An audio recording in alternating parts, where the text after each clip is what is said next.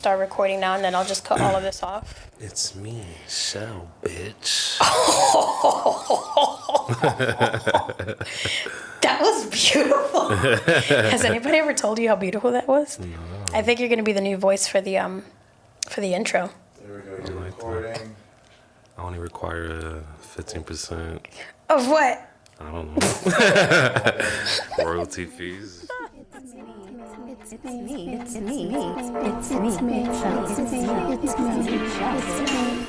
It's me, Shell, bitch.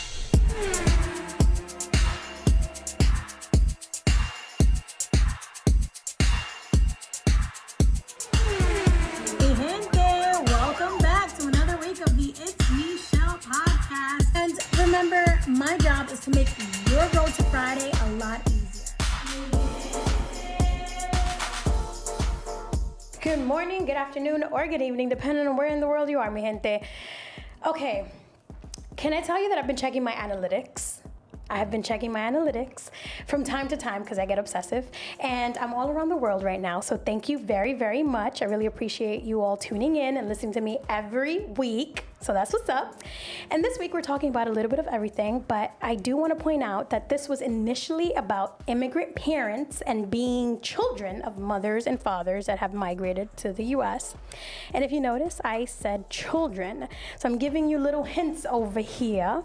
This week is sprinkled with a little deja vu because my guest was on season 2, episode 5, and now this is season 3, episode 5, and I don't think it's coincidence, okay? I think not. There's definitely a glitch in the matrix. So without further ado, with us today is my baby daddy, because you know I have to make this a little ratchet, the one and the only, and I mean literally the only, Marx. Woo! Wait, can I clap for you? Thank you for that. It's me, bitches. So right before we started this, he did my intro very, very well. So he said that he requires 50%. I'm in the running for the new voice of the It's Me, Shell podcast. Yeah. I like that baritone voice you have. Yeah? I think that's perfect. I could change it. I could go high pitch, low pitch, middle pitch. Can I hear the high pitch? I really do want to listen to that. It's me, Shell, bitch.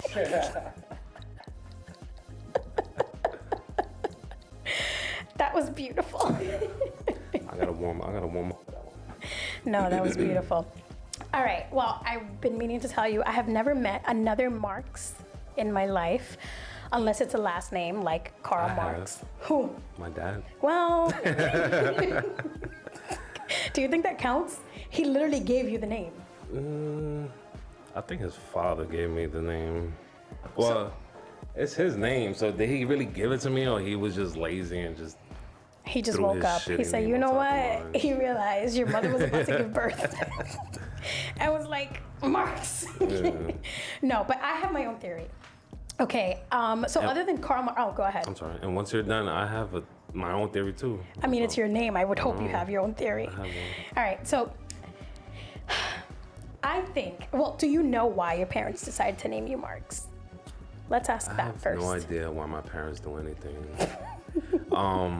I'm just assuming. No, I don't. The answer is no, but I have theories. Yes. All right. Well, I asked because we're talking about immigrant parents, and when we hear these philosophical names, I always think, well, it must be because they want us to be unique or different. You know, they came to the US because your parents were immigrants, my parents were immigrants. So they were like, you know, they want, I don't know, they just want us to be different. But in the same token, they want us to be like the most respected Americans within our community. So they give us like these really strong meaning names. And it's a little different for me because Dominican names be crazy. Tell me, Dominican names make no sense. And there's no way to translate them to English. Yeah, because they're made up words. They're definitely made up, or they're made up like what's the end of a word? They're phonetics. What they called? They're phonetics. You literally have to read it for what it it's is. Like ing. Then you have like the ly. Most Dominican girls end with a ly. Really? Right? You think so? No, I got some. Like Rosalie, No, how about? Anna Lee, Let me tell you something Lee. It's always Lee. Drastically. Or what's another one? Then the new ones. The new ones be like, I don't even know. Exactly, I don't even that's speak right. Spanish like that. It's okay. like fake Spanish words put No. together. Well, for me, all English all Dominican names are phonetic. So one of them is like Judelkis. Yes. Tell me, how the fuck do you say that in English? Yudelkis. Judicus. Jadakis. Judicus. Chaydra. I grew up with a girl, a child. Her name was Chaydra. I used to babysit her. Yeah. Her name was Chaydra. Like Hydra, Yeah. but with a CH. Or the C. Chaydra. Yeah, and don't get me wrong, we also have normal names, but they range from the simple to the extreme, right? So it'd be like Carlos, and then his sister's name is Belkis Dayaneris. Like Daenerys, Yeah, Queen of Dragons. with the bitch that be having no dragon. And the thing is that they're all full of consonants, like Russian last names. There's no way to spell them. Like, how do you even pronounce that in English? Russian names. Well, any name well, that has I just full of learned consonants. that Ireland or Irish, they have weird names too. Really? Like they're spelled one way and they're pronounced a whole different way. Like for example, the only one I could really remember off the top of my head, it's I think it's spelled O-S-I-N or O-I-S-I-N. It's weird spellings. O-S. And it's like ocean or some shit like that. I don't know. Nigga said Austining, New York? Yeah. What? I forgot what I was watching, but it was a lady from Ireland, and the guy was showing a bunch of names that, and she was pronouncing them, I guess, in her dialect. Ireland. I thought they spoke English. Apparently, they don't. So, well, Oh, apparently they speak something else. were the Irish ancestry, like, were they Vikings? I don't think so. No? They were a conquered nation. Oh, Yeah, I don't think they were very strong. I'm sorry. Hey guys, I'm sorry. I'm just joking. I love Conor McGregor. that's crazy, yo. All right, well, I'm gonna drop some knowledge because that's what I do. So after minutes of research, because it's literally minutes, and then it just came up, I found out that the name Marx has a lot of origins to it, so it's not so clear because everyone is claiming this bad boy of your name. Okay, so the Germans want it, saying that the name is of Germanized descent. The Jewish are saying that it was theirs all along. Like the Jewish were like Mordecai. That's what Marx translates to Mordecai. And then we have, let's see who else, so all the Latinos, because of course they're saying that's Marcus. I love how easy that is though. That's the one I was going with. See, Marcus right there. That's our name because Marcus just decided to switch it up. You're eclectic, and then you became Marx. Marcus. So, what I learned is that your name means a whole bunch of different shit. So what does it mean? That's what I'm interested. Can I tell you what I learned? This was like as a kid though. Oh, okay, And I I want to ran hear with it. it. Got tattooed and all that. Oh, Lord, let's go. It stands for warrior. Oh, okay, I was getting there. Oh, you was? I want, no, stop, it's fine. Because I want to explain to you the ignorant side of me. Because I'm an ignorant human being. So I just thought your parents just migrated over here. Your mom was pregnant. They sat down like the family round table, right? And they said, bueno, we're about to having a baby. Un baby, right? That's how they said, because they have an accent. I don't know if that's really a Honduran accent, but I'm going to go with it. Nah, no, but go ahead. And I think this is your dad's accent, I swear. And I think that his name. Oh, he sounds more like a Mexican. Orale. Broken English? Yeah. Orale You do guate. good. Oh, you see? I think that his name is going to be Mars, meaning Mark. But because they're immigrants, they add an S at the end. So you're like, his name is going to be Mars.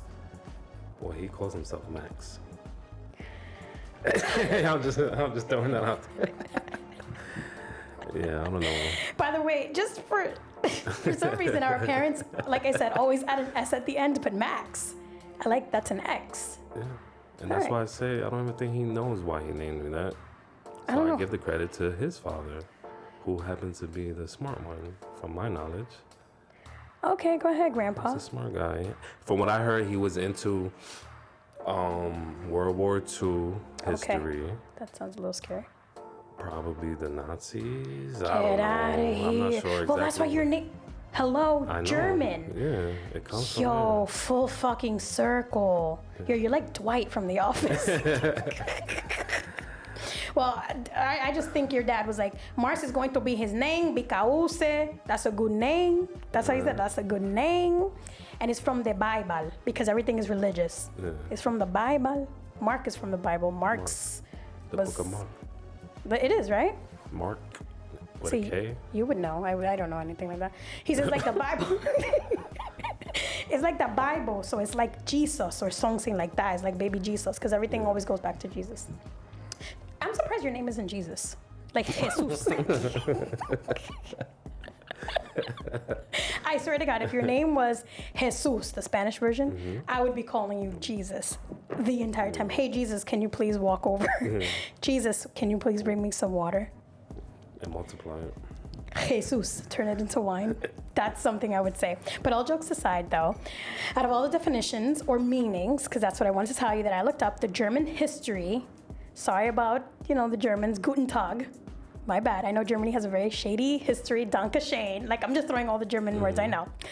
All I know is Oktoberfest. Isn't that about beer? That's all I know, too, then. That's all I want to It's the know. only German thing I know. Well, according to German history, because you should know this, it's your name, Marx is a masculine name of German origin, and it's coming from the name Marcus, and it translates to of Mars, forever connecting baby to the Roman god of war. And I think that's fucking cool, bro. Look at those muscles. Look at that. I'm fucking petrified right now. Born with them. Yes, you were. You're like the fucking handsmaid. You're like a handmaid from Handmaid's Tale of Mars. Yeah. You belong to Mars. I never watched that. Oh, you should. You belong to Mars, my G. All right, so we're talking about being children of immigrants and our parents who have migrated to the U.S. for a better life.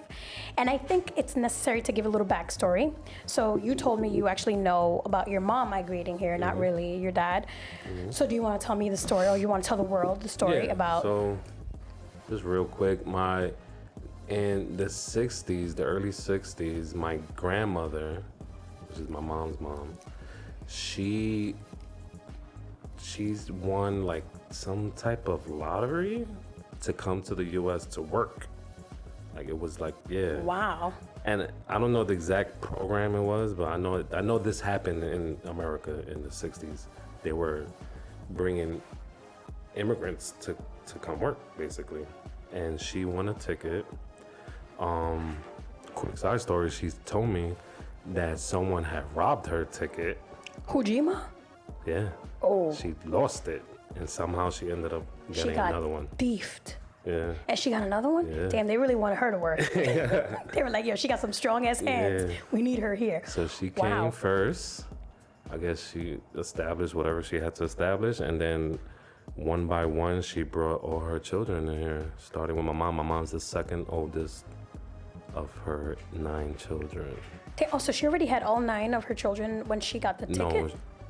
No. She had, I'm going to say 7. I mean, that's pretty far along. 2 of them are American, yeah. So. Oh, The last wow. So your mom was like Charlie in the Chocolate Factory. She got the golden fucking ticket. Yeah, my mom actually brought her here. She at the age of 16, I want to say. Oh, so she was a teenager. Yeah, Damn. she was a teen. Wow. See that girl? Did she have a sweet 16? I highly doubt that. Well, fuck, she was here. Your grandmother was like, happy birthday. Yeah. This is your present. Oh yeah, probably. Why not? Who knows? Well, I think your story is a lot cooler than mine. Because my mother, she came here from the Dominican Republic. Okay, she was 25 years old. She married my dad.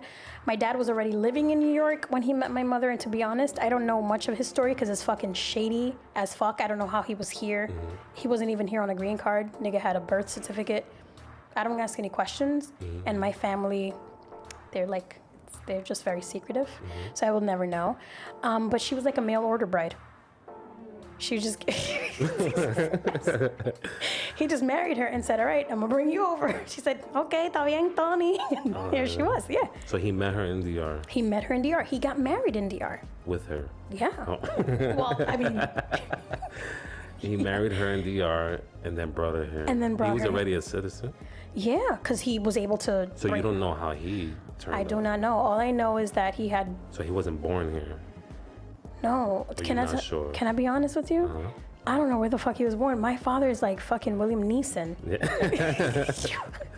Liam Neeson, That's his name. Taken guy. Yo, you know I've been calling him William, and then I've been calling him Willem, like Willem Dafoe. Willem. I'm so sorry. Nah, I think my dad has I know for sure his birthday is October 1st, Okay. which is like next week, right? Oh, happy birthday, you filthy birthday. animal. And his license says April 25th. Is his Yo, birthday. we're gonna get into that because. So we're gonna have I'm this sure segment. he's not here. You know what? No, He we're didn't gonna. get here legally. He swam. He was a strong swimmer, and that's okay. And we have a segment where it's like where we list like the top. I think we have like 9 lies that our parents tell us, but they believe that it's truth. And that shit's coming up. So hold that story because we're gonna Did we talk say about it. that my family's from Honduras? I don't know. We mentioned Well, I don't know I if that mentioned, matters. I mean, it does matter where they migrated from. I'm Dominican, you're Honduran, which when I first met you, I could have sworn you were Puerto Rican. Everyone does. I'm You give off a Puerto Rican vibe. Then I'm Dominican. Nah, you're not Dominican. Then if all else fails, I'm Mexican. Damn. No one in my life has ever guessed Honduran. Ever. No one. I think it's because people just think too small. Yeah. They never think like Central America is a place like But they not don't even expand. Hondurans. When just- I tell Hondurans I'm Honduran, they're don't like believe you? surprised. Why? Like, but happy, like a happy surprise. Like, oh my God, we got another one. Yes, they like keeping tally. They have Yeah. No, but I think you give off Puerto Rican vibes. Because some people believe most people from Honduras are dark skinned. And that's not necessarily true. There is a lot of dark skin. Yeah, but don't you guys have like a tribe, the Garifuna tribe? They're like dark skinned. I had a lot of Garifuna Honduran friends growing up in high school, and they were pretty nice people. But you're right, they were completely different. Like they didn't act like you. Some of them were And wild. I think most of them speak English. Yes, they do speak English, Yeah. but they also speak they have like a native language as well. And I forget what Garifuna it's called. I think it's called language. Garifuna. And I used to learn so many curse words. And I had this teacher once. She was my AP biology teacher in high school. And I didn't know she was Honduran. I thought she was black. Yeah. And I said, and I forgot the word, but it meant like fuck you in the ass or something like that. And it got me mad. Like it meant like bullshit or some crazy thing. And I said it in like Garifuna. And she looked at me and she pulled me out of the class and was like, don't you ever say that word again. I said, okay, I'm sorry. Like, it's not my fault. They taught me. Like, I didn't know she was. But you didn't know what the Honduran. word meant? I mean, I You didn't know did, what but I was using it. Also used. Yeah, but I didn't know. Asshole. Well, I didn't know she was. You know, it's kind of like when you know a different language and you just be talking shit in a different language. That's what I was doing, basically, not knowing that she was Honduran. Oops. Side story, I have a friend that she called her teacher a fag, thinking it meant, damn, what did she think it meant? I forgot what she thought she thinks it meant like dude or something. Where was she from? She's an immigrant. What in the buffeckery is just an going on immigrant. over here? And I think she was walking by the teacher and she just said, "What's up, fag?" And And what did the teacher say? she got in trouble. I think she got probably principal's office. I don't really know what happened. Oh but my gosh. that was a funny Okay, story. where was she from? Dominican Republic. Damn. It'd be my own people. Yeah. It's like, why y'all gotta show off? Yeah. Use the words you know. Yeah. Yeah, I'm trying to remember because she did tell me how she thought the word was used. And it was like, it was innocent the way she said it, but like, nobody knows you're being innocent. Of course, You're just especially calling when she's people saying fags. with such conviction and such. That's terrible. Well, when we think about immigrants, I always think about like one thing my mom used to always tell me. Although we were like, myself, all my siblings, we were born here. But she used to tell us that she decided to come here for a better life.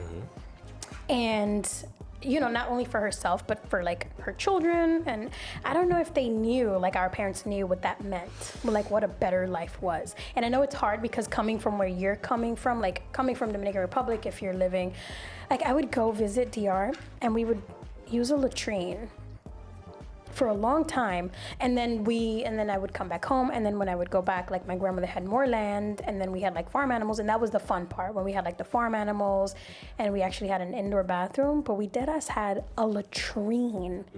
Like I went to go piss in a hole outside, and then when it was really dark at night, we used to have like candles, like fucking olden times, walk around with fucking lanterns. Like fucking woods. Lord of the Rings.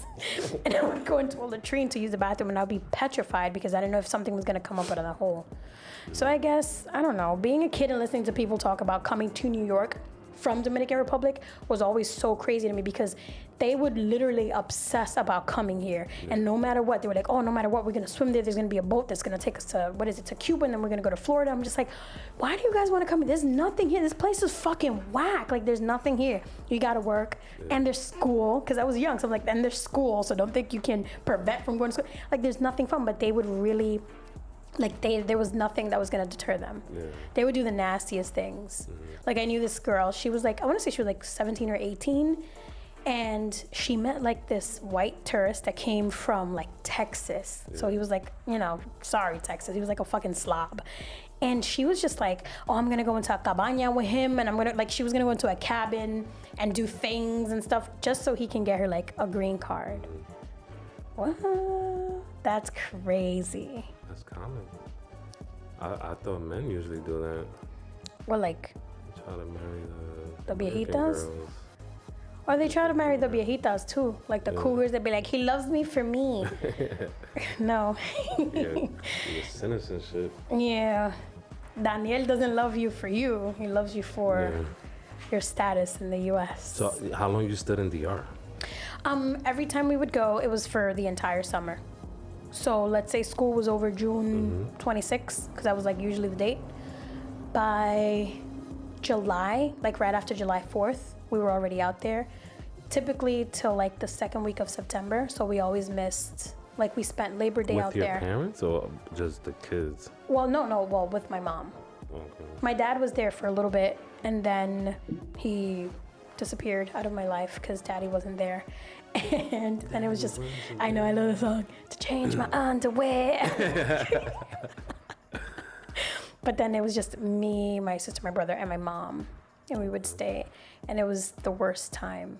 Yeah. It was not, because it wasn't fun. It was fun when we were going out and like experiencing like the country. Yeah. But then when you sit there, you have no electricity, the fan don't work, kind of like right now, how we're like dying in sweat. It's boring. And then the flies and the mosquitoes, they really get you, so everybody has to sleep with like a mesh over their bed. Yeah. And then you get really extra hot because you got to turn on all these candles, so it's a fire hazard. It's actually pretty gross. You don't get no TV. The one thing though that I realized is they just be showing porn out there. I know. So I stumbled upon a porn channel in DR. Everybody was sleeping. I was just flipping the channels because I couldn't sleep. And it was like really fuzzy. It was like white noise, like the porn. All you heard was like, you couldn't see shit. Just snow on the TV. There was so much snow, but like I would watch it. And I'm like, yo, I got free porn. Free audio. Free audio porn. That was like crazy. the olden ASMR. That's what I had. I've been to Honduras once as a child, and I don't really remember much. Do you know if you like it? Do you remember if you liked it, if you enjoyed it at all? I remember like not talking, because no one spoke English. Okay. Right, so it was almost like just a long observation and experience. Yeah, I just remember. What I remember, I don't know. I felt like I didn't belong there, but I don't know. I wasn't like scared or nothing, you know? Like, I don't know how to explain it. It's like, it was like a cool experience, I guess, like to just be there, and I I don't know, I guess I probably felt better than most people there. You know what I'm saying? Like, Yeah. like I come from privilege compared to where I was staying. Right, where you were over staying there. in Honduras. Yeah, so maybe I was grateful unknowingly. I don't know. Well, I remember the last time I went, I was 13 years old to DR, and I think we ended up meeting, so like a couple houses down, the person, like, I don't know them, but the teenage boy that was there was from New York. So he spoke English, and the entire summer we were like friends because he was the only one, he was actually from the Heights. So he was just like, oh my God, like he knew everything. So it was fun. But then even that, I'm just like, I don't want to hang out with you here. I want to go back home. And I was 13 the last time I went. And I think at that point I was over it. I didn't want to go back. I was just like, I don't want to do this anymore. Actually, there was one girl. She was an older girl. I was like, so I want to say 12 when I went. She was older, probably like 16, 17. And she spoke English. I think she was Garifuna. I don't know, she was very dark skinned.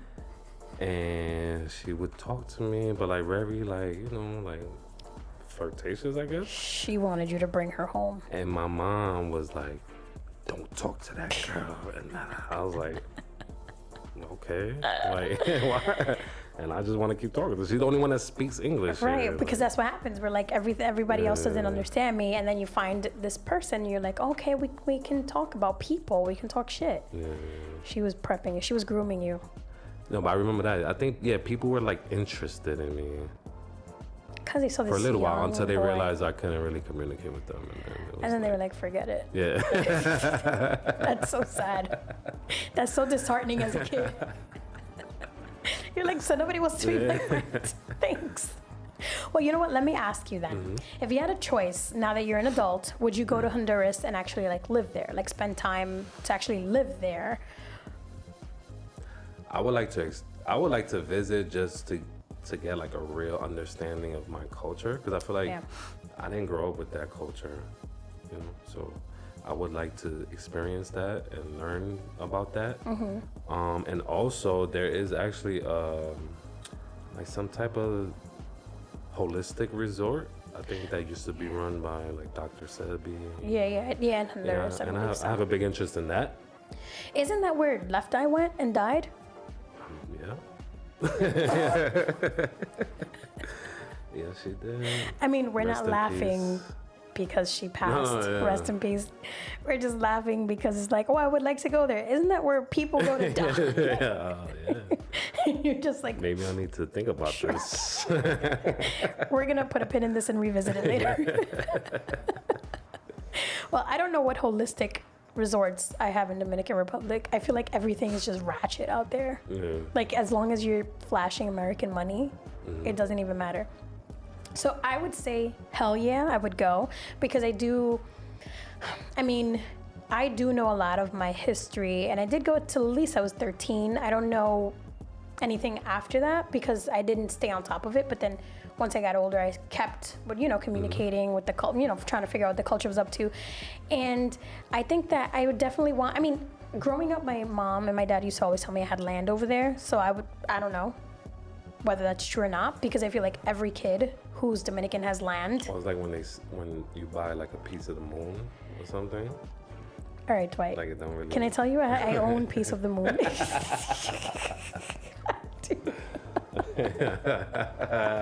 I'm so serious. Good luck claiming it. It's mine.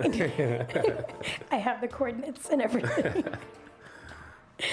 But I think like it's my right. I'm not colonizing or anything like the Caucasians from Caucasville who are fucking gentrifying Puerto Rico right now. Have you heard? I heard about it. Yeah, because of like And tax Mexico breaks City. and stuff. In Mexico. That's You heard fucking about that? crazy. No, I didn't hear Oh, about no? that. No, Yeah, I had no Mexicans idea. are pissed over there. I mean, can you blame them? No. They're fucking struggling and suffering over there. And then you got these fucking cocks talking about, well, you know what? I want the blue sofa over Yeah, there. they're moving there because of the whole remote. Everyone, so Of course. that's a And tax, cheaper cost of living. but tax breaks too. At least in Puerto Rico, they're insane over there. So people are actually moving out there, selling their stuff from Puerto Rico, and not being charged. I guess I don't want to misspeak, but it's either no tax or not as much tax as you would here. So they're making like millions, and they're just taking over. Meanwhile, you know, right next door, you have Abuelita, who's like washing her clothes by hand. It's crazy. It is. But we're not doing that. I think it's pretty sad. Yeah. But I would actually go out to DR and I would contribute. I think, like I said, I would claim the land that belongs to me. I don't know. I think I would just be like, I would contribute to society, to the land. I'll learn a lot more. I'll become one with the culture. Yeah. That's my shit. I would like to take my kid there Yeah. to visit. To DR, to Honduras. Both, really. You know, I asked the kids if they wanted to go to Honduras. And I think the girl's response was like, well, I don't want to get eaten. I'm like, I don't think that's it. But it's crazy how much like what they hear about like their own country, and that puts fear in their heart. And I don't even know where the hell she heard it from. She was like, all right, well, let's see. All right, so let's see. Let's see, what else do we have here? Okay, so mi gente, we were prepping for this episode, and Marx suggested something that was pretty awesome, pretty cool. And this segment is the top 5 lies that immigrant parents tell us that they actually believe themselves. I don't know. That's a whole mess within itself. The fact that they believe it. All right. Well, can I preface? Yeah, go ahead. Well, basically, right? So our topic is, I guess, right, living with immigrant parents or being raised by immigrant parents. And I just feel like there's just general things that they do, pretty funny things that I seem to find humor in. I think that it's like a common, it's just like a common belief within, like with people who are not from this country, you know what I'm saying? Yeah. They don't really know the culture here, whatever culture exists here. Yeah. And, you know, just stuff. Things. No, but I like that because it's the same. I feel like it's the same for me. Like the culture here and then the culture my mom brought with her is completely different. And once I realized that, I was just like, girl, what the fuck we doing out here? We're not in DR. Like, you can't do certain things. Like, for me, it was very weird because I was already kind of accustomed to being, you know, to having like this American lifestyle and living the American culture, the Dominican American culture, because it is very different. So 5 lies our immigrant parents tell us, and they actually believe themselves. So can I start, or do you want to go first? You go, because we might have The same thing? Maybe, who knows? Well, my mother didn't know English, and when I was younger, and I was in charge of paying all the bills for her, writing out all her money orders, and translating everything, you know, where we went, doctor's appointments. I had to translate everything. I had to explain, like, it was a back and forth. I would get so fucking pissed about that. So I had to memorize a lot of her personal information. And one thing she would always tell me when we were filling out applications for anything, she would say that her birth year was wrong. Yeah. And I'm just like, how can your birth year, when were you born? And then she would never tell me. So that's even scarier. But I don't know if it's a Dominican thing, but all the domis out there have the same shit to say, that both the month and the day are right, but the year is wrong. Yeah. And I actually asked Shane, who's production today, and he's checking out all the cameras as he runs away. And he said that he had a Dominican cop friend who was, I would say like his age, who would say the same thing. And I'm just like, yeah, that nigga migrated over here, right? Because American Dominicans are not out here talking about, oh, 2013 is your date. Well, actually, I was born 2016. 2013 is the wrong year. But, so on her green card and on her birth certificate, it said, you know, her year of birth. Yeah. But she said it was wrong. So I'm just like, how is that wrong? Yeah. I don't understand. I remember we were filling out an application. I think we were like in the welfare office or some shit.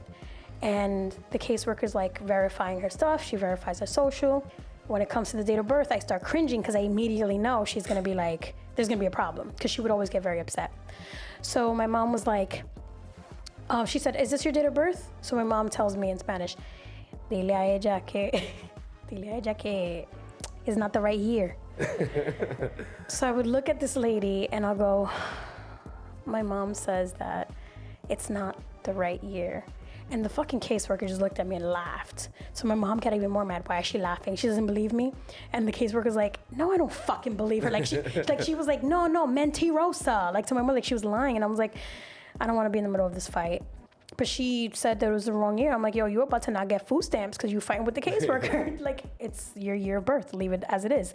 So I don't know why that is. Why do you think she was so, or was she adamant to like let her know that's not? Well, at first she was, and then when she realized, like, I think we got nowhere because it was really like I was in the middle, and my mom would keep repeating it again because she was like, if she doesn't confirm this, then you guys got to go. There's something wrong. There's just a discrepancy in the paperwork. So my mom finally said, oh yeah, it's right. I'm just like, for 5 minutes you've been telling me to tell this lady that it's wrong. So now it's right. And the fucking caseworker was just like, okay. Immigrant pride. Girl, I mean, God. Yes. Sir. Identifies he, him, for the record. Oh my God. He, him, guy, man, alpha. Mr. Mr. Alpha. Well, anyway, I mean, my mom kept asking me, she doesn't believe me. No, bitch, she doesn't. Who gonna believe you? Other than yourself, that sounds preposterous. She doesn't believe you. Leave it alone. Have your parents ever, or anybody you know, lied about their age? Well, you know what? I don't know if they're lying because she was really adamant that it was wrong. So I don't know. Well, every immigrant has like discrepancies with their birthdays. I mentioned my dad. Yeah. I have a stepfather. Oh boy. Growing up, right? Because he was around since I was a kid. Growing up, I always remembered his birthday was in November 24th, right? Sometimes it landed on a Thanksgiving because it was a Thursday. Oh shit, I think I remember that. You might have been around it during those times. And yeah, then maybe a decade or two passes and now his birthday is March 1st. Get the fuck out of here. This nigga became a Pisces overnight. Yeah, he went from a Sag to a Pisces. No. And yeah, so I don't even know what that was about, but he was like tired of living a lie. And now I mentioned it to my niece, so she asked him about it, and he claimed that never happened. So what? I'm not gonna get into them gaslighting. Yeah, she wasn't around, so I don't know. Well, guess what? I was around. I know the truth. That's so wild. I think my dad always kept the same date of birth. He didn't change, but I told you his story is shady as fuck. Like, I really don't know what his citizenship was. I have no idea. He could have been Puerto Rican. He could have been Floridian. So you don't even know if you're like full Dominican. Well, no, I know I'm full Dominican because growing up, my mom and my dad would both say, well, your mom is Dominican, I'm Dominican. But federally,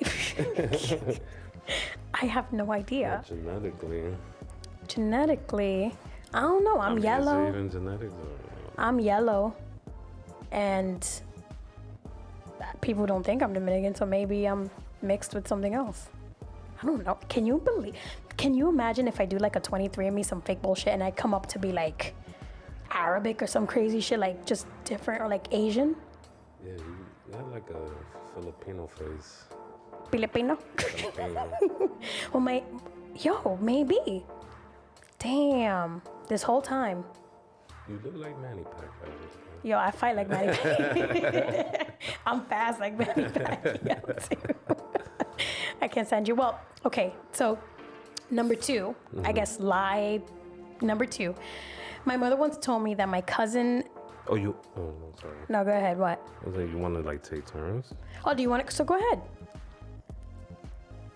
Okay, so my list, I wrote, these are facts only immigrants believe. Right? Mm-hmm. This is going to be good. Number 1, I'm gonna start from the bottom. Number 1, you can be arrested for anything. Yes. Right? And what I mean by that is any little trouble you in. Yep. I don't know what the fear is. It could be not going to school. The police is coming. Calling out of work. The police is coming to arrest you. You didn't go to el trabajo today. Like, I don't know, littering. Yeah. Don't ever spit outside and not step on it. Or just even questioning a police officer. You have to I don't know, shit out your mouth. I feel like there's just a big fear. Yeah. With immigrants and like just getting in trouble. Like the word trouble. Yeah. Well, Like, I don't even know what that is. Like, you got to think about it. They're immigrants. They honestly, they don't know. They're not educated enough on their rights as immigrants. And I feel like a lot of immigrants are afraid of government, police. So they figure if we're quiet, we work, we have to do, stay out of trouble, then we don't get deported, we don't get sent back. But they don't know the rules they have or the laws that they have as immigrants. And I don't know whose fault that is. I don't think it's their fault. I think it should be somebody at the fucking border or at INS saying, okay, these are your list of rules in like every language, because many people migrate here. These are your list of rules. This is what you shouldn't fear. Just a sense of you guys are here because you wanted a safe space. But instead they're very fearful. They're kind of, I don't know, it's weird. But I would, and this might sound insensitive, but I would put the responsibility on the person coming here. Like, you should know where you're going. I can see that too. Yeah. I don't know, I just believe in that, like independent thinking and not depending on someone to tell you. No, I agree with that, because I wouldn't go to South Carolina and think I won't get lynched. Yeah. Fuck that. Yeah. You're right. Or I wouldn't go to like the outskirts of Georgia and think that I won't get stoned or something. You can, but maybe not. I don't know. But Atlanta is the safest place for black and brown people. you think so? I think so. Charlotte too. Well, I mean, if we're talking about Charlotte's Georgia. the little Atlanta, they say, supposedly. I don't know. Somebody said it. Well, I mean, you're from there. I believe it. Yeah. You're safe. Well, I'm not from there, but You're okay. Fine. I frequent there. My man, you live there. I am You the son of an immigrant. I am a nomad. All right, well, I'm going to tell you my lie. Is that okay? Or do you want to? Yeah, okay. Next. So my mother once told me that my cousin, and Dominican name coming in 3, 2, 1, Belkis, with an S. But I told you, fucking add an S to everything. Everything is plural to them. That's why they always party and shit in abundance, these Dominicans, because everything is like more than it should be. So getting pregnant for my cousin was a mistake. And the way she got pregnant was because she was grinding on a boy. She said this? Yeah, my mom told me. Oh, yeah, mom. That she was grinding on a boy. With clothes on. Thank you, because that was coming, and she was dead ass when she told me that. I asked her, were they naked? She said, no, you don't have to be naked to get pregnant. Yeah, mom said this. Yo, do you know how fucking confusing that was to me? Anything I touched, I was like, fuck, I might be pregnant. I was like 11 years old, not even menstruating yet, trigger warning, and I was like, fuck, I might be pregnant. Like, I did the split. Oh my God, I might be, like, it was terrible. My life was anxiety filled.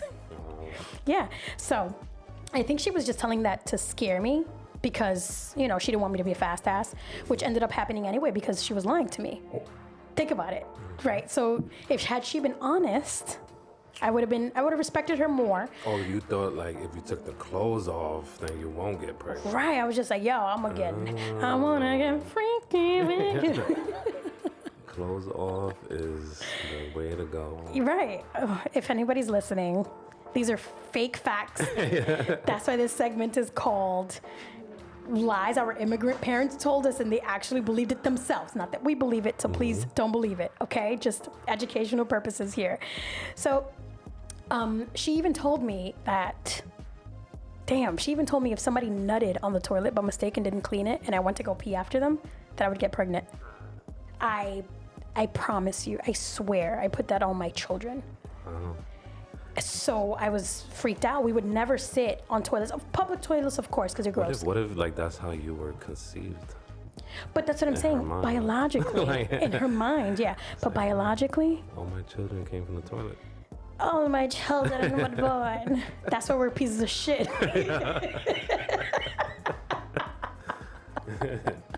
That's why her fucking kids came up. Listen, I mean, public bathrooms we're not gonna sit in because they're gross as females. Because guys, you guys are chilling. I don't sit in that. They're disgusting. Yeah. But like even when we went to her friend's house, who were single, they had children as well. I wouldn't sit on the toilet. I was anxiety filled. I wouldn't sit on the toilet because I'm like, I don't know if anybody's on this toilet. What if I get pregnant? Like as a 9-year-old, I shouldn't be thinking about that. But she would say that all the time. Yeah. She was like, yeah, Belkis Caprena, because she said she was doing freaky, as I was freaky.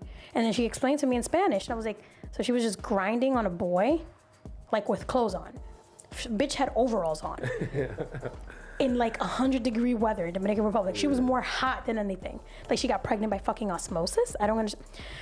But yeah, like I said, my life, pins and needles, walking on eggshells, anxiety filled. You go ahead, because now I'm traumatized. My next, I don't know if this is a fact, but I wrote, hoarding is a hobby. Oof. So I feel like my mom and people that I know, like usually, right, immigrant family, they like to just collect things. Yeah, Like, I agree with you. Yeah. Anything. It could be just figurines. Cans. Apocalypse is coming, always. They Clothes filled that with don't cans. fit anymore. Yes, absolutely. What else? All types of blankets and Yeah. Baby blankets I get, but I think there should be like 1 to 2 minimum. Yeah. 'Cause- there's never space in an immigrant home. Never. Everything's always cluttered, crowded. Yeah, there's nowhere to put anything away. No. They always had a fucking china. A china. Yeah, And you China couldn't even, but you cabinet. couldn't touch it. So that's hoarding within itself because you couldn't touch it, you can use it, you can drink out of it. Yeah, just collecting. Just stuff. collecting shit. I don't know why. I never understood that one. You know, I don't want to give it too much credit because I think hoarding is definitely an illness. I do believe that. But I think it's because they're immigrants. So they left everything behind to come to this new place. So they kind of hold on to shit that means stuff to them because they're like, okay, we will never do that again. I think like picking up and leaving everything you known for years, especially like your mom. Your mom came when she was 16. So all her childhood life and her teenage years, she came as a young woman. Like you leave everything behind, your friends, the clothes that you like yo, niggas are like, pack up, let's go. Like a fucking military. Move, disperse. And she's just like, she just bounced. So now she wants everything as a keepsake. Yeah. Again, I don't want to give that too much credit because hoarding is definitely a problem. But I just find it funny that, you go to a house, it's usually immigrants' house, there's paintings all over. I call this hoarding because I'm a very like minimalist type of Right. person. No, but you're right. There's don't paintings need up on the all wall. types Who of- drew that? This famous artist. What's his name? What town in DR you Julio. found him at? Julio. Julio. En la playa. Ahí, en Boca Chica. It's like, what? I agree. Okay, so another, dare I say, lie that has been brought to us by my husband, who's production somewhere out there in the abyss. Poor guy, he's like sweating up a storm like we are. So let's see. One lie is like, it's religious in nature. That's why I say, dare I say, because people get very touchy with religion. You know me. If you guys listening, if you listen to me enough, you know me. I think everything's a joke. Because if I take life too seriously, then I'll be fucking depressed the whole time. Yeah. So religion is one of those jokes. Okay. That's a perfect segue. And something that our immigrant parents and citizens alike, I believe, they scare us with God, right? So the whole time, I was always told that God will punish me. So Shane has a similar story. Like, if you were bad, if you did something wrong, if you lied, God is gonna punish you. If you just plain old bad little motherfuckers, God is gonna punish you. So it got me. I believed it for quite some time. I'm not gonna lie. And it worked until I realized that when I did something wrong, that it was my mom who was the one fucking me up and not God. It was just like, because when you think about it, it's like this big entity, this big being who's gonna come down and like strike me. And I'm just like, first of all, now that I'm a grown ass woman, why would I want to fear God? Like, to me, that doesn't make sense. Why would I fear God, somebody who's supposed to love me and that? But that's for another podcast. But I think it's dumb. There's absolutely no way I'm gonna fear this person. It's like fearing my dad, and I don't fear my dad. I think my dad is gonna protect me. But whatever. whatever. So I used to say like, yo, I lost respect for you, my G, to God. Like, you let this bitch fuck me up and you didn't even come down and show face. She's doing the dirty work for you. I was like, nah, I'm never being good again. Like, I literally told her, I'm never being good. I'm going to be so bad. and I was just like running around being bad. Because I was just like, yeah, Jesus, send Jesus out. Go ahead, send my brother. Let me see what he's going to do to me. Because nobody ever came except for my mother. So I don't know if you felt the same way. But all jokes aside, history teaches us that fear tactics work. Yeah. Right? And I think that with the masses, religion was the best crowd control. Like, everybody had their own little separate hubs, little separate religions, and everybody's like God-fearing, we're gonna be good, we're gonna do the right stuff, because if not, then we're gonna die. But I'm not gonna lie, I deadass love being Catholic, but not for the reasons that everyone thinks. I just love being Catholic because we're the most crooked motherfuckers out there. Yeah. Think about it. If the Bronx was a religion, it would be Catholicism. And that's me. We get away with everything. We hide everything. We get sent to camps to fix ourselves. We take money from the masses and don't know where it is, but nobody asks us not one thing. They're the most crooked motherfuckers. However, our parents used fear for us to act right. And and I'm sure that that's what they were taught. I'm sure like their parents taught them, you gotta be fearful because if not, like, you know, God is gonna punish you if you don't behave. So it's something that's passed along. So I believe that it is a lie that they wholeheartedly believe because that's what they were taught and then they tried to teach us. Yeah. I don't know, and that's my spiel about it. I mean, I didn't grow up with religion. I grew up I think as far as immigrant children or immigrant parents, I feel like I have the most, in reference to like people I know, I have the most unique upbringing. Like, cause I'm very uncultured in my culture, right? And where my parents come from. Like, you know what I'm saying? Like, they never, like my mom never really taught me. She didn't say, yo, we have to wake up early to make pupusas tomorrow morning. Yeah, none of that. It was like, yeah. But it was just, no religion. Oh, no religion. Lucky you. History lessons. Lucky you. Lucky me. But as kids, do you feel like that's lacking from you? Like you wish you had some of it just to experience it and you make the decision whether you want it or not, whether it's like religion or culture? The culture, yeah. Yeah.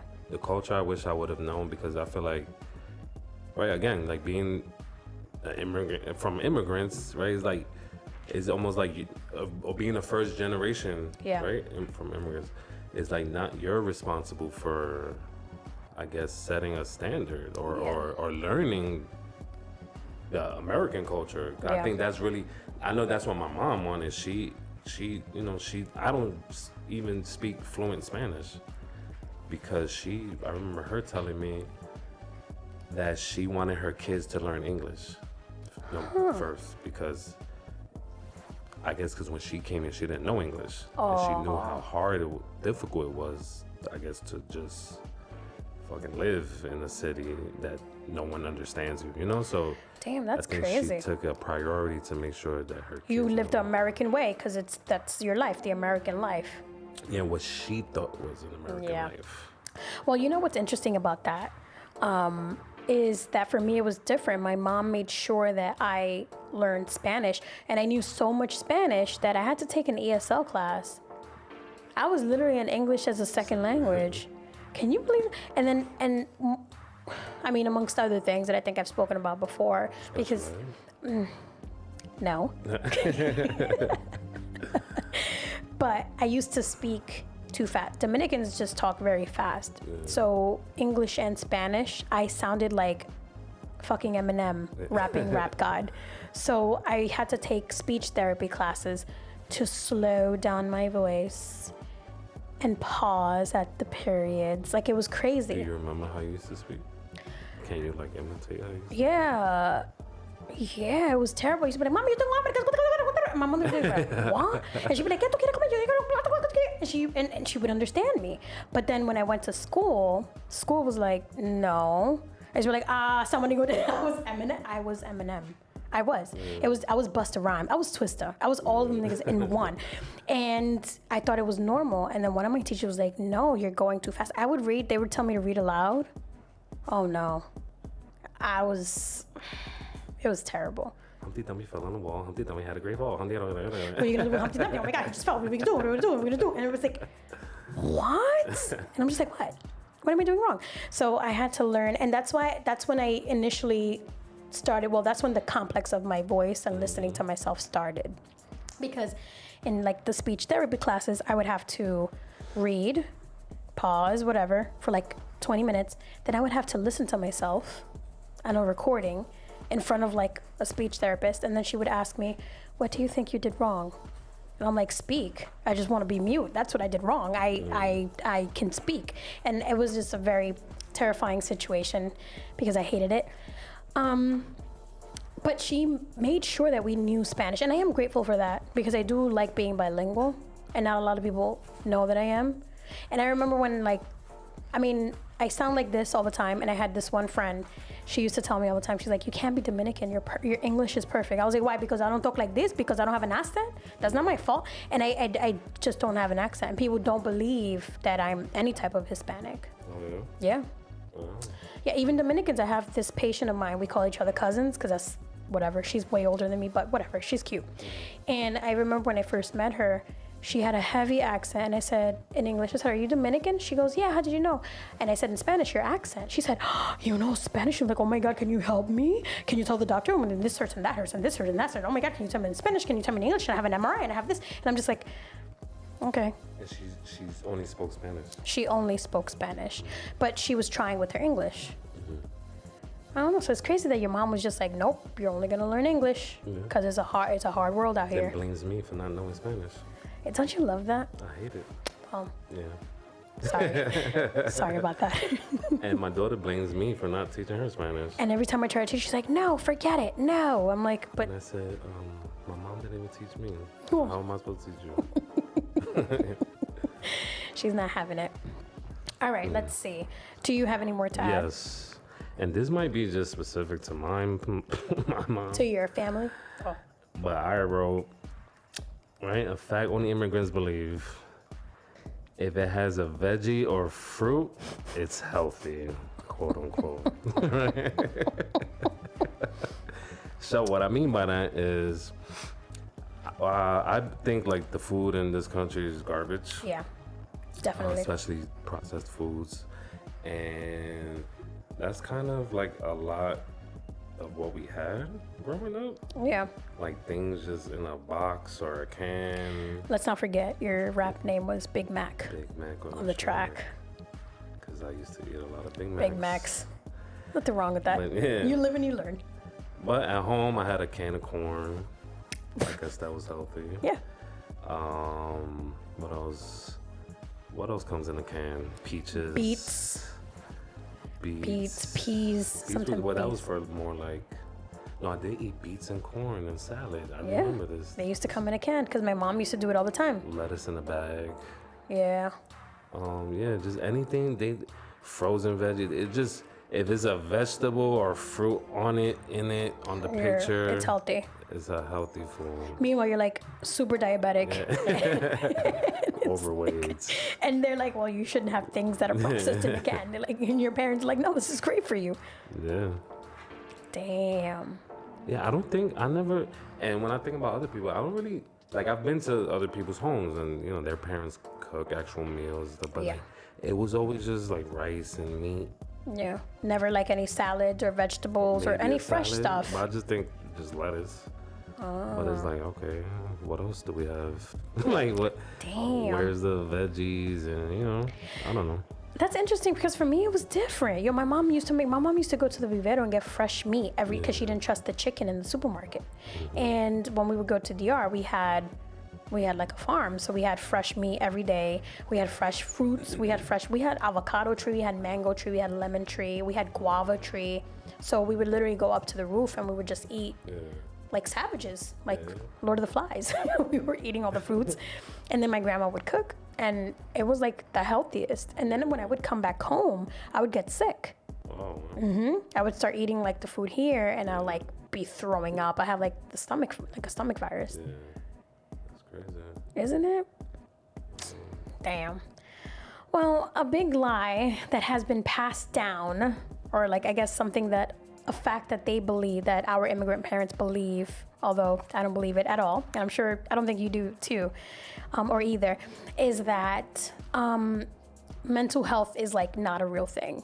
And it's supposed to be like very light and very fun, right? A fun conversation. But I wanted to mention mental health because I still believe that my mother believes that mental health isn't a real thing. And I say this because, and I say I believe because I don't communicate with her, because I don't want to. That's my preference. I have boundaries.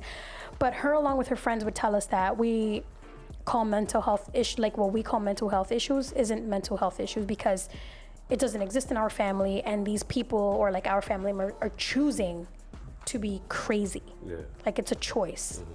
So it's like, what's mental health? They just want to be crazy. Ah, you're tan loco. Yeah. And I think I've heard like your mom say that too. Oh, está loca, right?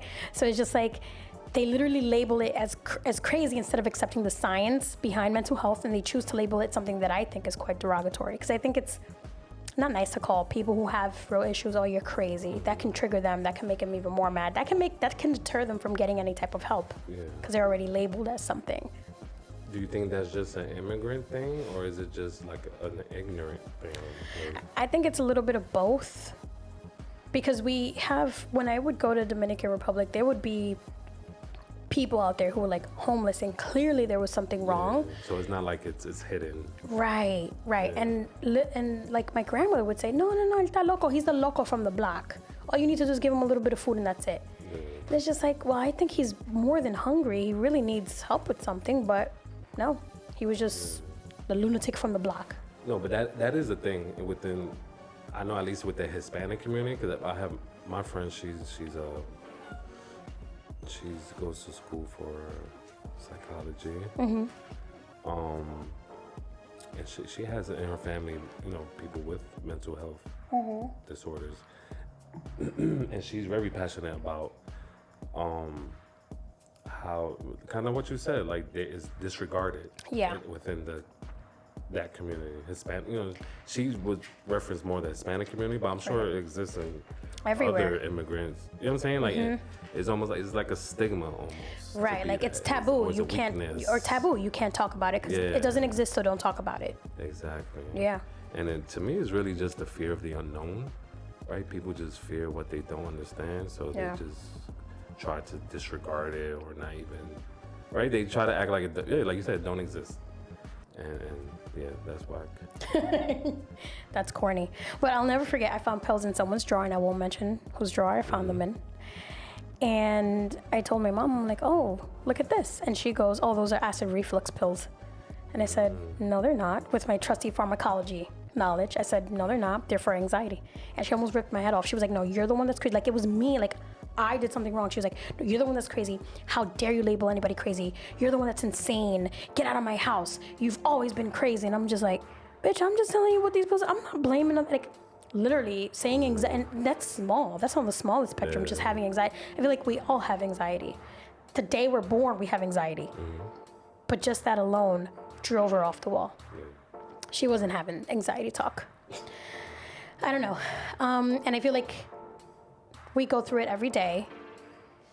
Everybody, well, now that New York has turned into like Gotham City, and I'm sure you've experienced it the short amount of time that you've been here. I don't know if you've been, but like even taking the train, going to work, the amount of people who are out here with mental health issues, attacking others, sleeping on like the train platforms, like breaking on people, it's intense. Yeah. It's pretty intense. So I don't know. What do you think, Maximus Prime? Next.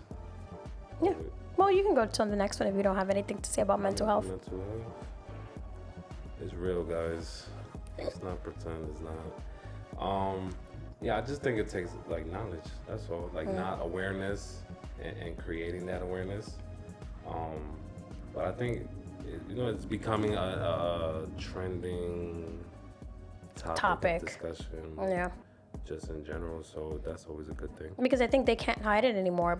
From what I read back in the day, they used to have like these psych wards that they would literally drive around in vans, grab people, throw them in these psych wards here in New York, and you would never hear from them again. Yeah. And they would like give them pills, experiment on them, and we never knew what happened to them.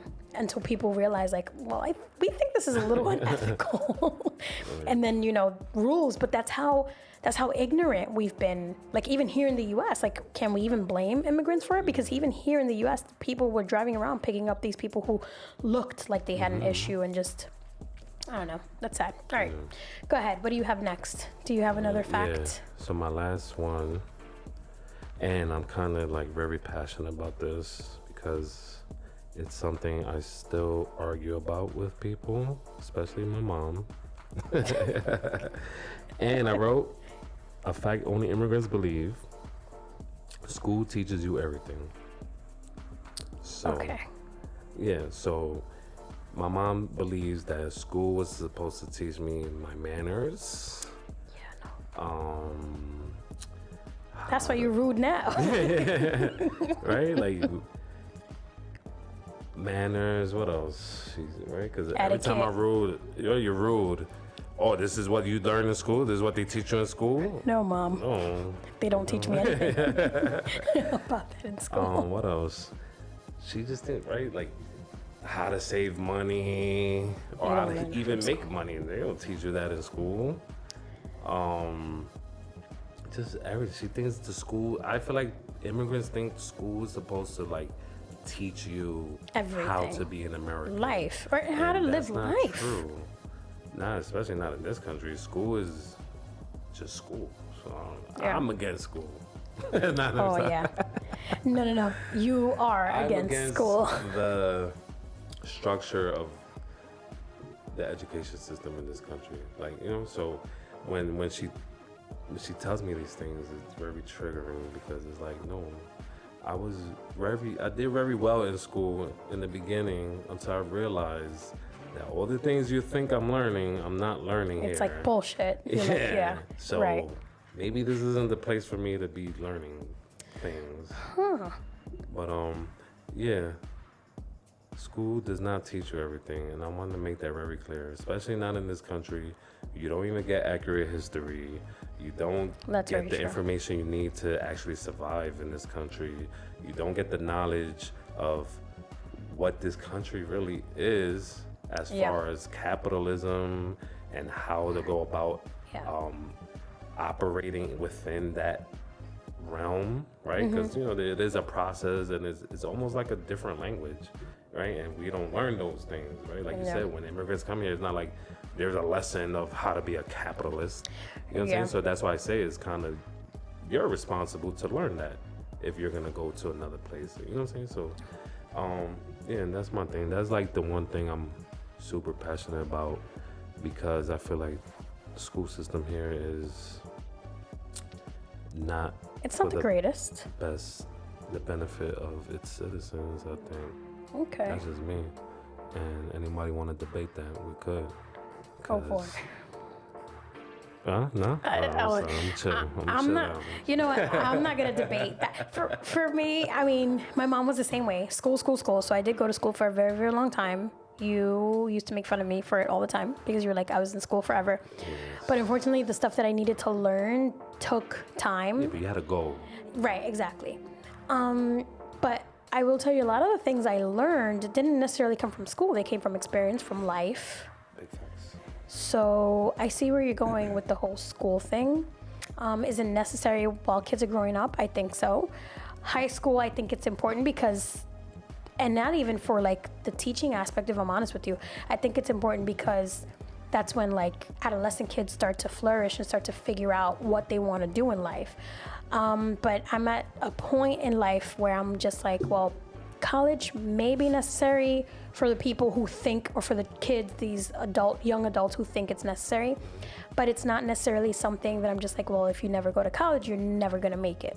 Because that's how it was presented to me. If you don't go to college, you don't follow this route, you're never gonna make it in life. If you don't have a bachelor's degree, you don't have a master's, you're never gonna make it in life. But I don't think that's true. So I'm definitely with you when it comes to school not teaching you everything. Do I think school is necessary, certain aspects? Yes, I do. No, it's necessary. It's just, I think my bigger point is that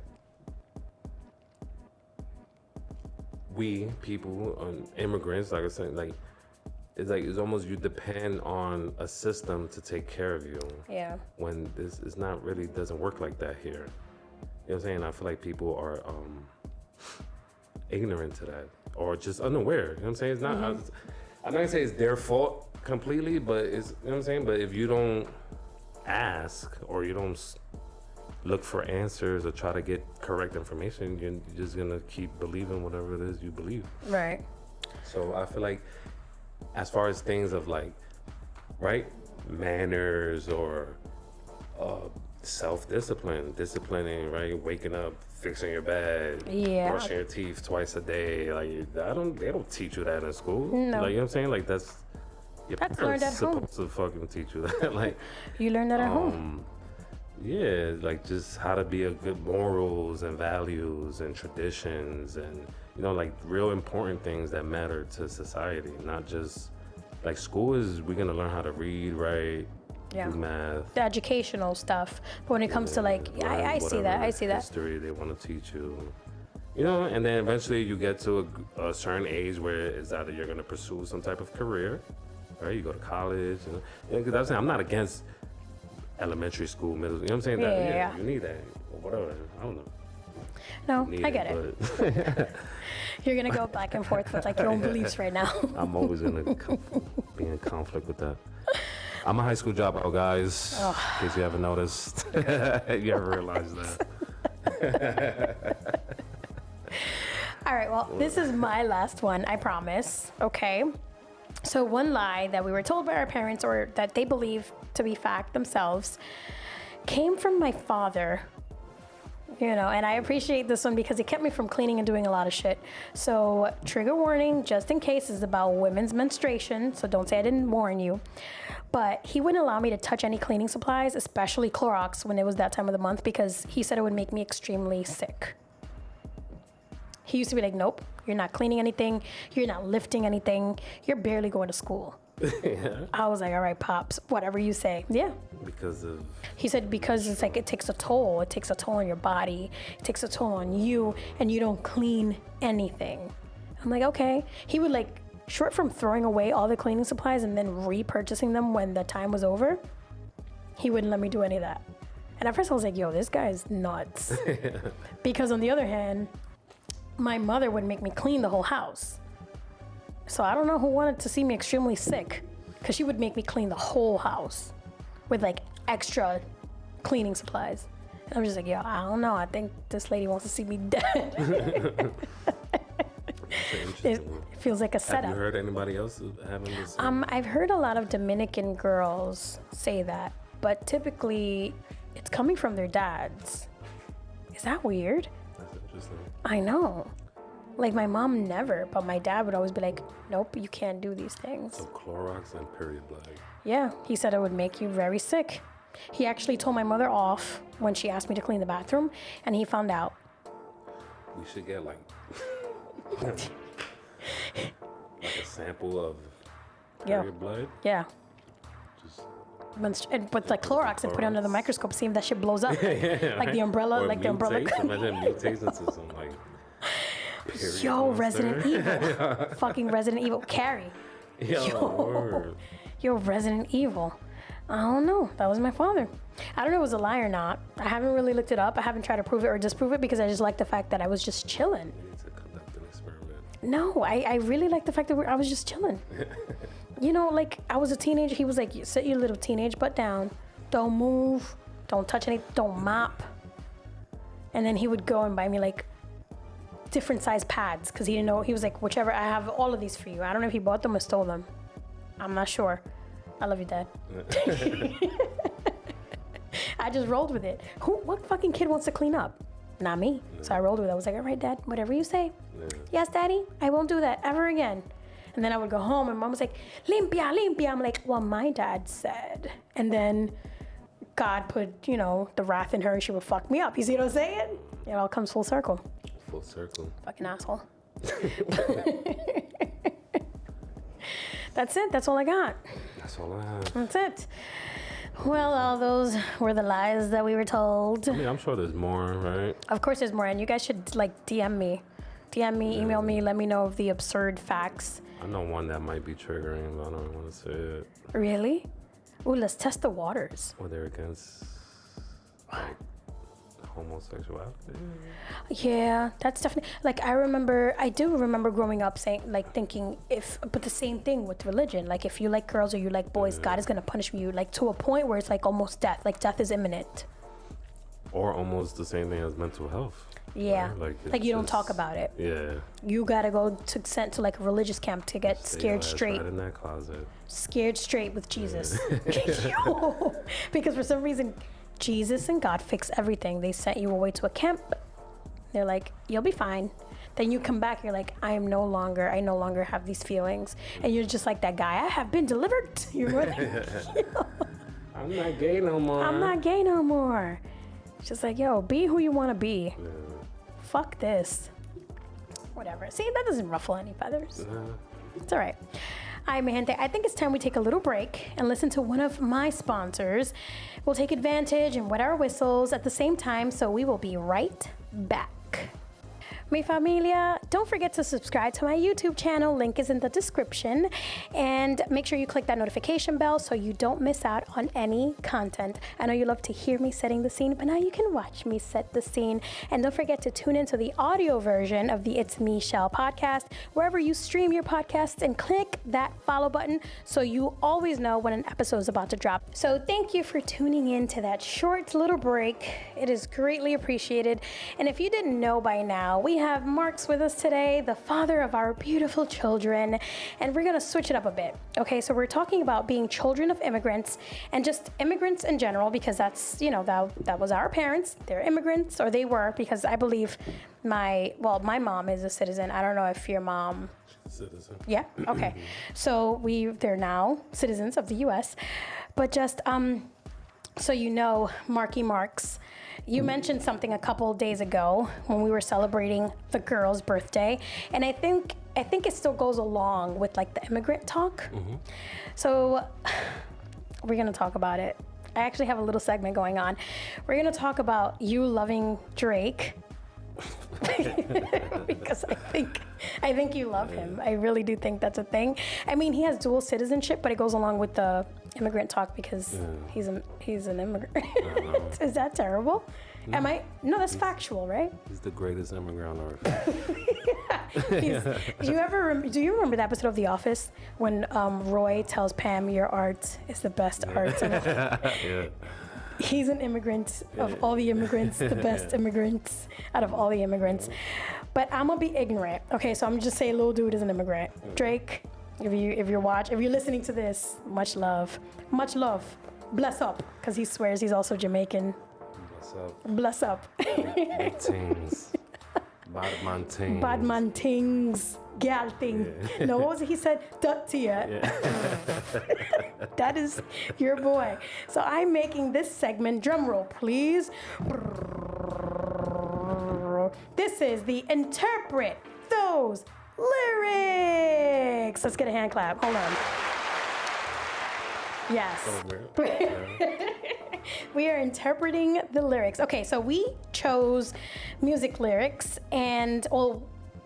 so the whole segment is that we choose music lyrics and we try to interpret what the artist was actually trying to say in these lyrics. And they can be from any type of music. They can be rap, drill, R&B, dembow, reggaeton, anything. We don't discriminate over here. And just so y'all know, this segment came about because I had our immigrant parents in mind. And, just them listening to American music or Americanized music, or just music here in the U.S., just generalized. And I immediately pondered, how do they understand what the music means or what these artists are saying? And who better to interpret or explain what these artists are saying or trying to convey than us, you and I. We're the best. So I used to do this when I was younger too. By the way, I mentioned earlier, my mom would ask me, ¿Qué lo que están cantando ahí? And I would just explain what the songs were trying to say. So the rules are simple. We each pick 3 pieces to interpret. We read the lyrics and then we explain to the people what they mean. We can alternate if you want. If you want, I'll go first. I happen to pick your first one though. Go ahead. So sorry. Well, at least your first artist, and you already know it's gonna be Drake because that's the love of your life. I know. Yeah, that's why I didn't pick any Drake songs. Damn. Well, this is your man, so you're gonna have to do him Or some maybe- justice. Maybe I'll improvise. I like that. You're gonna have to. I ain't one dance.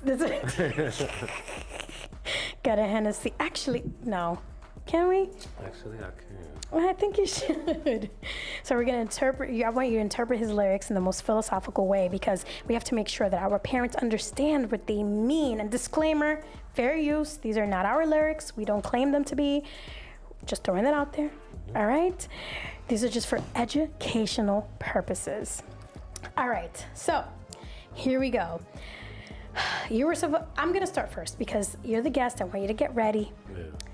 So my first pick, I chose the one, the only DMX, R.I.P. Big Dog, and I'm sure you already know what I chose. Yo, you're fucking good at that. Son, I have a puppy and my puppy doesn't even sound. That sounded menacing. Well, anyway, the lyrics go a little something like this. You whack, you twisted, your girl's a hoe, you broke, the kid ain't yours, and everybody knows. Your old man says you're stupid. You be like, so? I love my baby mother. I'll never let her go. Yes, let's get it's like a fucking poetry jam right here. This is from DMX's playful little album titled ... And then there was X. And the lyrics are brought to you by the song or the rap Party Up on the album. So my interpretation of this is very simple. He is trying to educate the masses. Wait. On what? Money was a big part of life, especially in the 90s. All right? When we talk about the 90s, you can't not talk about brokenness. People were broke back in the 90s. The struggles that young men and women would go through back then and today are real. And when our parents get involved, it gets worse. I mean, our parents called it so much worse. So Stupid was just the rated G version. Think about it. But the strength that this person has to stand up against his father and say, I don't care what you say, father, for I love her. I love my baby mother. I never let her go. It's almost like it has a Romeo and Juliet ring to it. Mr. Simmons really grasped the feelings of the community, and he explains how love conquers all. Wow. Thank you, DMX. I thought he was talking about a simp. What in the buffookery is going on over here? Clearly, you didn't understand the lyrics. All right. Awesome interpretation. Well, thank you. Let's see, what do you have? So, I guess going with the same kind of theme. Yeah. And since I mentioned capitalist country, I think this goes right in. So this song I feel is like a credo to the capitalist, right? That struggles or thrives in this country, right? And it's by the artist known as Mano. And the song is called Hi Hater. And the lyric is really probably the hook. It goes, you see me, hustle hard, stack paper. It's alright. Y'all haters, it's nothing. We major. You see me? Hi hater. Hi hater. Oh, hi hater. You see me? Hi hater. So my interpretation of this is basically saying, hustle hard, stack paper. We're gonna grind. We're gonna build our businesses. We're gonna make our money. Right. Right. And with that usually comes some type of adversities, Right. right? Some adversaries, people who want to hold you down. Some adversaries. Yeah, right? People who don't believe in you. Right. People who don't understand what you're doing. And, you know, we just like to call them haters in this country. Right. Because we- what better word? Yeah. But it's all right. It's all right that they hate. We don't hate back. Right? That's a weak emotion. Right. Right? It's not we major. That's not major. We the major ones here. We making the bread. Okay. And you see me. So I'm gonna say hi. Clearly. Hey, Hi. Because I still live a piece of love. how you doing? And you just a hater. All right, guys? You see me? Hi, hater. How you doing? I love you. Dollar bill, y'all.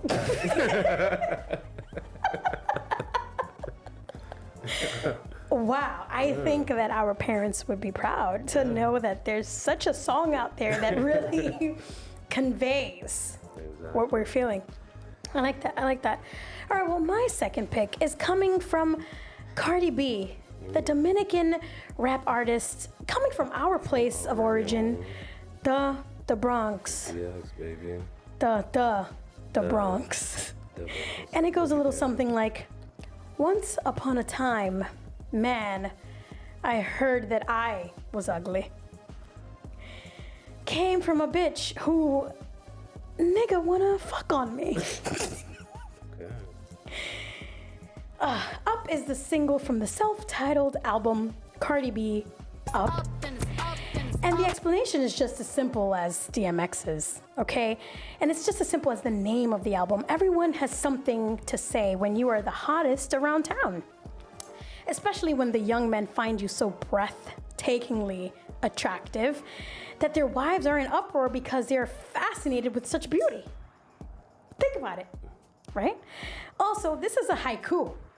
Haiku. She follows the 5-7-5 rule, Oh, yeah. and I'll break it down. Once upon a time, that's 5, man, I heard that I was ugly, that's 7. Came from a bitch who, that's 5. And this is when, remember I mentioned Dominican names? Del Calis, Cardi B's real name. As all poetic names are created in the Dominican culture, she goes the extra mile and says, nigga wanna fuck on me. Okay, so it's not exactly a haiku, but it's like modern poetry nonetheless. What say you, Marx? I love Cardi. I think Cardi is the greatest gift the Bronx has ever received. She's Amen. A gift that keeps giving. No, I love Cardi. Since I knew Cardi, or I knew of Cardi since she was Cardi. She Right. was but Cardi. I was just gonna say, they call me Cardi Barty, Barty. Yes. banging body. And yes, I think she's very relevant to society, Culture. the culture. Culture. And I'm just gonna always rep from anybody from the Bronx, so fuck it. I wish we could explain to our immigrant parents how ratchetness really is part of the communities. She's a fellow, right? She is, and she's doing good stuff. Right? Her family are Her immigrants, I'm her sure. parents are immigrants. Yeah. Somebody right. knows her. Well, go ahead, Marx. This is your last one or no? No, I have 2 more. Okay, go ahead. Well, this next song, I chose this song because I feel like in this country, we're big on love, right? Even as capitalists and as people from the struggle, we have needs and emotions, right? So I chose the song called Song Cry by the one and only Hope of the God, Jigga Man, Jay-Z. Okay. Right? And I mean, I honestly wanted to like sing the whole song, but Wait, you asked me to do the chorus? so with that, I mean, right, and coming from the like, I guess the hood, you want to say it, Yeah. right? I like to think of myself as an emotional thug, Okay, right? I can see that. And we all need, I'm saying, to express ourselves. And these lyrics, it basically goes, I can't see them coming down my eyes, so I gotta make this song cry. I can't see them coming down my eyes, so I gotta make this song cry. Good dude, I know you love me like cooked food.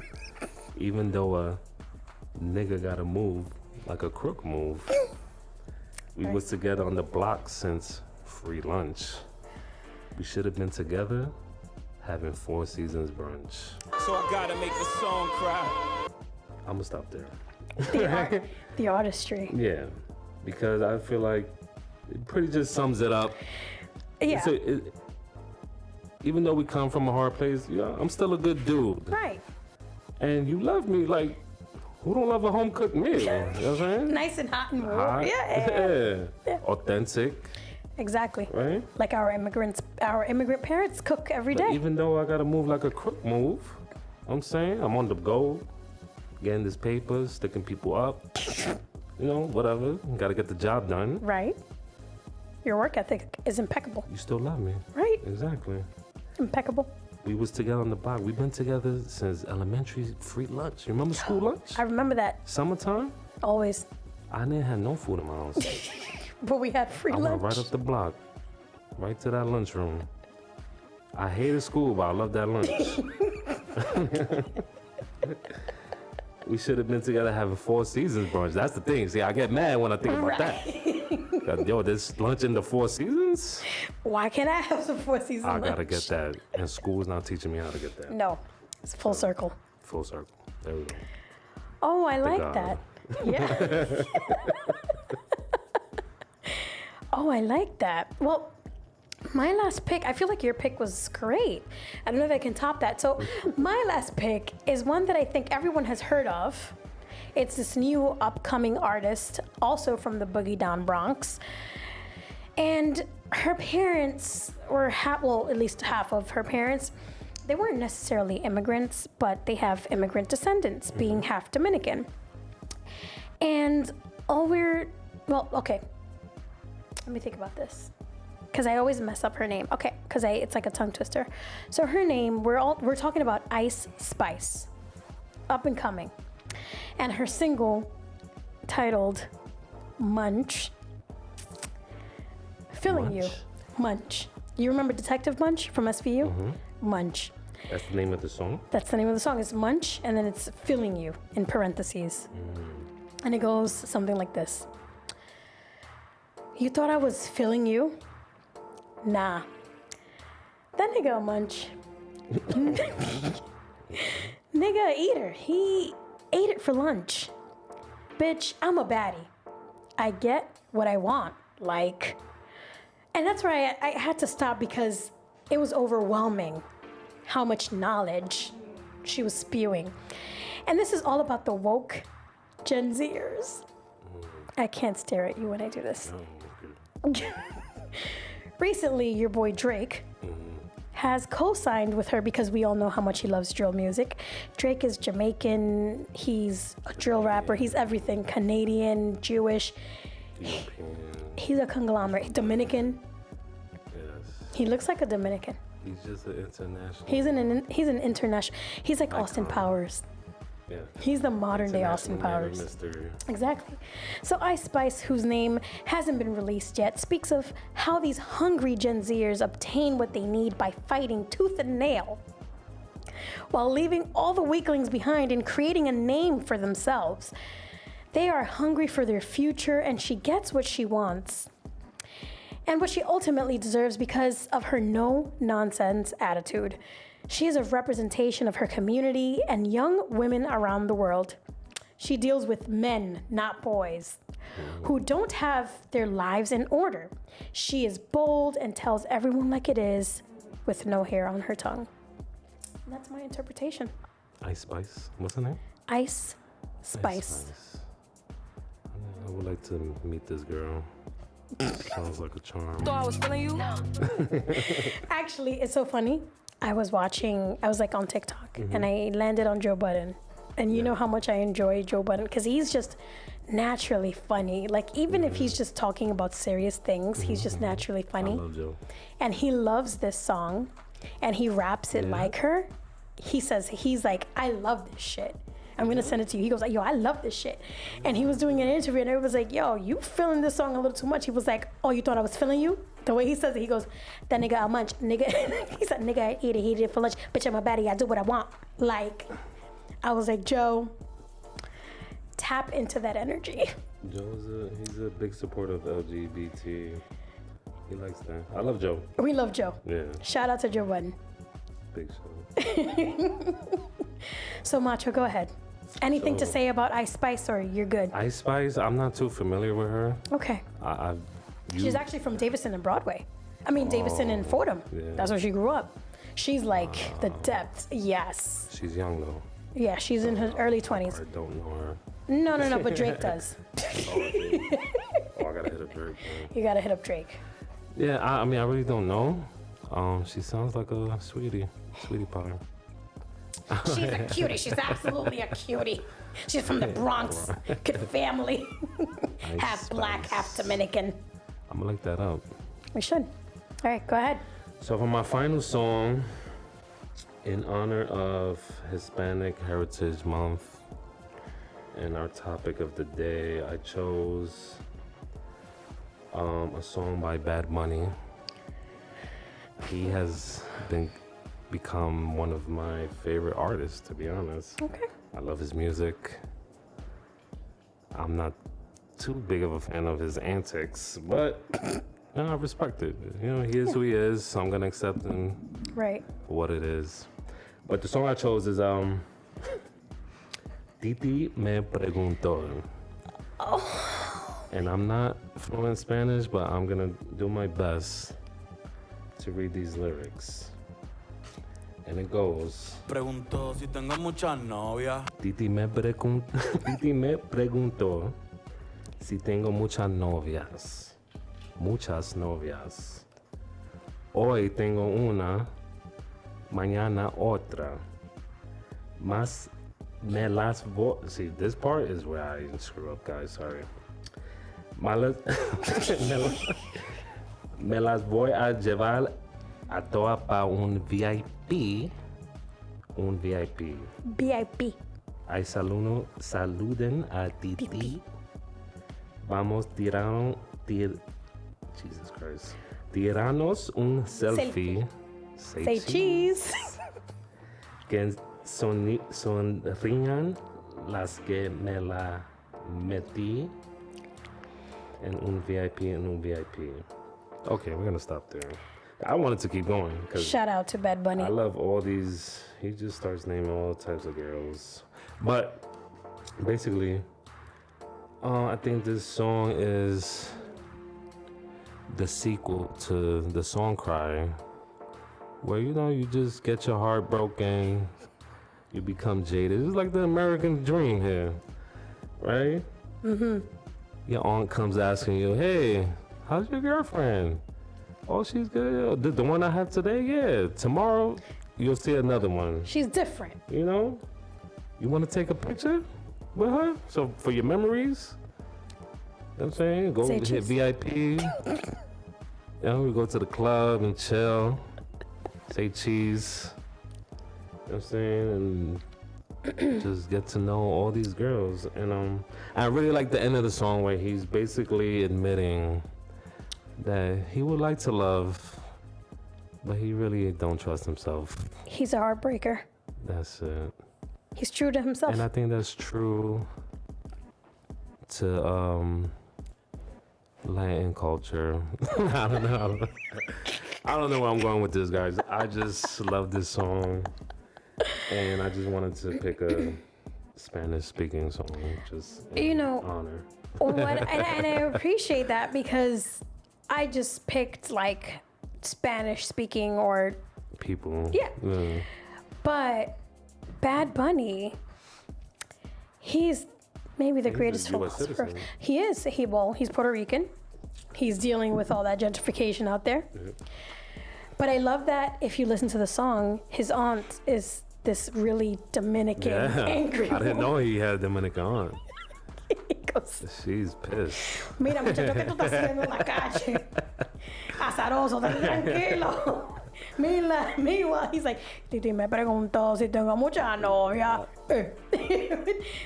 Like, so, shout out to Bad Bunny. We appreciate you. And we thank you for the culture. Yes. For the words, for the music. Is amazing. It really is. All right, so that's all we got. This is as philosophical as we're going to get today. And listen, that was some real shit. Real. I think it was real. I think we did our jobs as children of immigrants explaining what these words mean. Exactly. You done good, kid. You done good. You done good. Bueno, my people, mi gente, it's about that time. Like always, I want to thank you for spending your precious moments with me. Big Mac on the track, thanks so much for coming through. I really Thank you for appreciate it, having me. Mike. This episode was a vibe from beginning to end, and I hope you enjoyed your time over here. I did. Very Absolutely. good. I'm glad. That means I did my job. Thank you. Awesome. We were in the same headspace with this one, guys. You know, if there's anything else, or is there anything else you would like the Trap of the It's Me Shell podcast to know? Other than your hatred for schools. Other than my trip for school,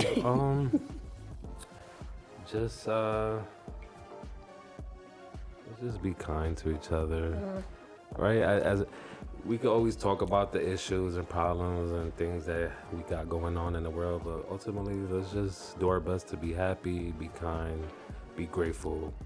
We're here, we're alive, we're in one of the best countries in the world, whether you believe it or not. Because if you weren't, then maybe you should go to another country and see how that works for you guys. So. See if the grass is greener on that side. So let's just stay citizens, keep the immigration away, and just learn your country, learn your history, learn the laws, because there's great opportunities here. So thank you. I want to thank my mom. No, sure. I want my grandma, really. It was really her, right? And I've thanked her. I've thanked her personally, but I want to thank her now. She's going to die soon, I think. Well. Yeah, that was just took a dark turn. Sorry. Delete that. I feel terrible. I feel terrible. Like I should call her. Be like, Abuela, you all right? No. I'm thankful. I want to just be grateful, right? So, yeah, thank you. I mean, this country was built on immigration, right? Everyone basically was an immigrant at a certain point. So, we got to be grateful for that. And yeah, that's it. All right, you heard it, mi gente. And before I go, I want to remind you to make sure you follow me on Instagram at itsmi.chelle and click that link in my bio. It'll take you to all my other socials. You can send me direct voice messages, emails, and so much more. Subscribe to the YouTube channel and make sure you click that notification bell so you don't miss out on any content. And all the links will be in the description. And also on my Instagram bio, because you get options. I like to give people options. You know, I'm out here trying to make getting to Friday a lot easier. And with that said, peace and love. We out. Peace and love. I see you. It's me. It's me. It's me. It's me. It's me. It's me. It's me. It's me. It's me. It's me. Shell.